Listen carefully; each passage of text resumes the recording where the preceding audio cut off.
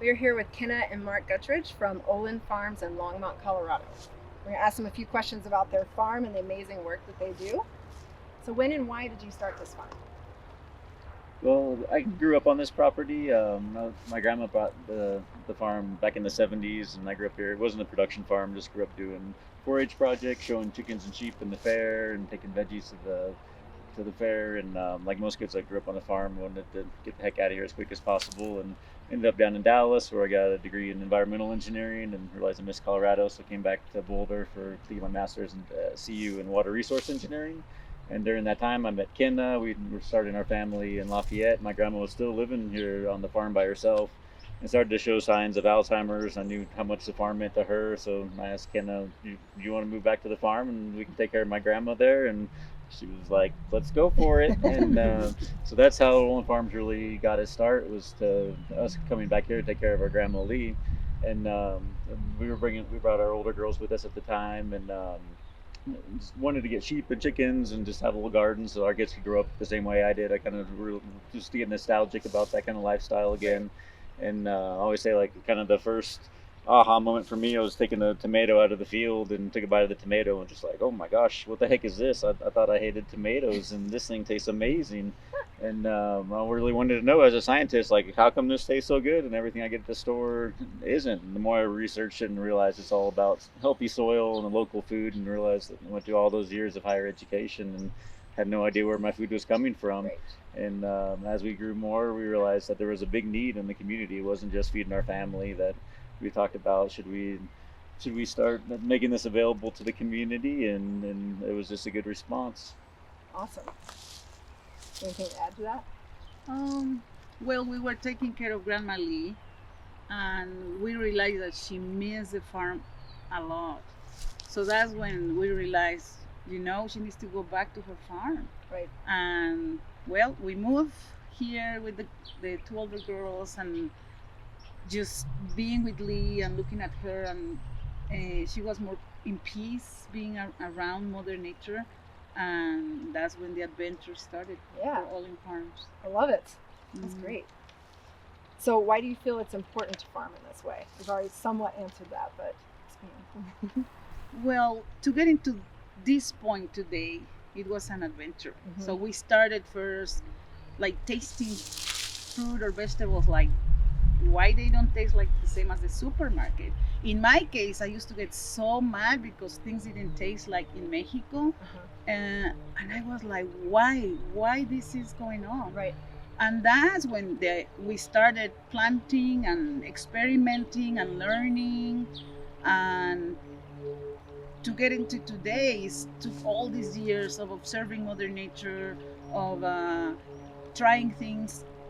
I mean, some mistakes, some good things, and that's how we got into today. Right now, our goal is healing the soil, using all the restorative that we can do in Mother Nature, and sometimes it's observing Mother Nature, Right. uh, and that's how we are today. Yeah, last Yeah. time we talked, you mentioned seeing a mushroom grow somewhere down here, and you were like, maybe this is where we should try. Well, that was after the flood, so we Okay. have been learning all these years, Right. and it's really observing Mother Nature. Sometimes she has the answer. Yep. And you realize, it's always something green. She wants to put something green in there, and people come and take them out. Right. And you are like, she's telling us she wants something green on the ground All the time. all the time. And after the flood, we realized all these rocks around the creek. When the water start coming down, they start turning into dust. And then, we start learning, studying what's going on, and you realize that these are rocks that comes from on the mount from the mountains, Right, way up. way up, and they find themselves here, and little by little those are going to turn into minerals to regenerate the soil Right. and to come back again. And everything is connected, everything happens for a reason. So that was the moment, like it's a Yeah. cleaning moment for Mother Nature, but she always has something there to regenerate. So that's how by observing, that's how we are doing what we're doing right Right. now. Right. So I think like our goal as farmers is really from the beginning, like, how do we grow the most nutrient dense food possible? Is my goal as a farmer. Yeah, the And- nutrient density. and Yeah. like we really want food as medicine. Like, when people eat this stuff, we want them to feel good, have good mental abilities, be able to exercise, and just like so much of our healthcare system is the way it is because our soils across this country are the way they are, and the soil practices and heavy tillage and a lot of chemical use has just depleted the nutrients out of our soil. So the first thing we do every year is take a soil sample and really micromanage all those nutrients in the soil, try to find mineral ways. Like that's how nature puts minerals in soils. They have huge floods, and that's why like all the best soils are around the riverways, just like Ken explained. And there's things you can do as a farmer in the field to do the same thing, bring in rock minerals, put them in the soil. But those things by themselves won't just break down and feed the plants. When they're in that rock form like that, they really need biology to be in there to make them available to the plants.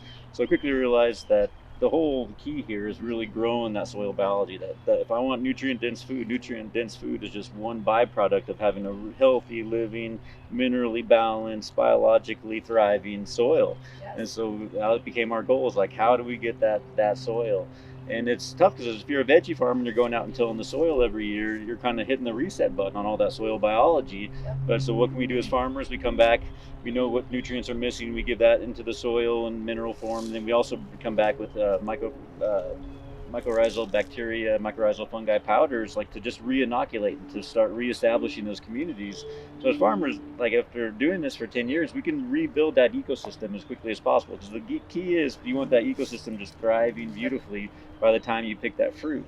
And it's not just like nutrient density. This ties into the whole climate smart farming and carbon smart farming. Like when a plant is healthy and has all of its nutritional needs met, 60 to 70% of all the CO2 that it takes in and turns to sugars just gets sent straight down through the roots into the soil to feed all that soil biology. And just like 20 or 30 years ago, there's papers written saying how agronomists thought that was a loss to the plant. Like, oh, why is it just releasing all this carbon? Why doesn't it keep it for itself? And now we realize this is big connected ecosystem. They're not losing anything. They're investing in the future by feeding that soil biology. And the soil feeds them, the microbes, right? Exactly. And so it's been kind of a quest. Like it started with just wanting to grow nutrient dense food and realizing that we have to have an ecosystem in the soil. And now as it grows and grows, we realize it's not just the ecosystem in the soil, because it's a lot of work to go back and reset that every year. Yep. So we're looking at the farm, how can we make the whole farm a living ecosystem? Yes. How do we incorporate more perennials? How do we make this a workable thing so it's not just heavy labor, heavy inputs, trying to always pump out veggies? Like I love growing veggies. I think that's a great way to get medicine to people and get just good, healthy food to people. But it's at the end of the day, we have to look at more kind of perennial style crops so we can shift away from tillage. That's what we're starting to work on as a conservation plan within our CS and with some different scientists to be able to start looking at how to put more perennial crops just as windbreaks in our fields and things like that. So the stuff is important to me because it's into the farm, because we want to heal people, but really we got to heal land at the same time. Yes. If we're going to be Because it's responsible all land connected. stewards. Yeah. Will you touch a little bit on the mycorrhizal fungi? You mentioned that. I love the whole thing about that. Mycorrhizal fungi. So there's two kinds of microbes in the soil that really make all the magic. The bacteria are there. They're decomposing organic matter, making things plant available, and are key. And the mycorrhizal fungi are just kind of attach themselves to roots and make these long chains that just basically extend the roots of the plants through fungi, not even actual roots. But they're still channeling nutrients back and forth. They're still channeling water back and forth. There's science that shows how they're connecting to other plants, and they're actually communicating plants underneath the soil between them. And that's the key, is the biology. And just because we haven't been able to see it and understand that, and we still don't understand it, we still have no idea of all the different species of soil fungi and bacteria they are.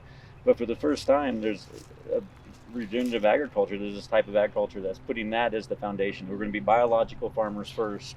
And then when you do that, you automatically don't need the chemicals. You don't need high salt fertilizers. You don't need pesticides or herbicides, because that's damaging to that biology. It's really focusing first on the biology and then designing a system around that. Right.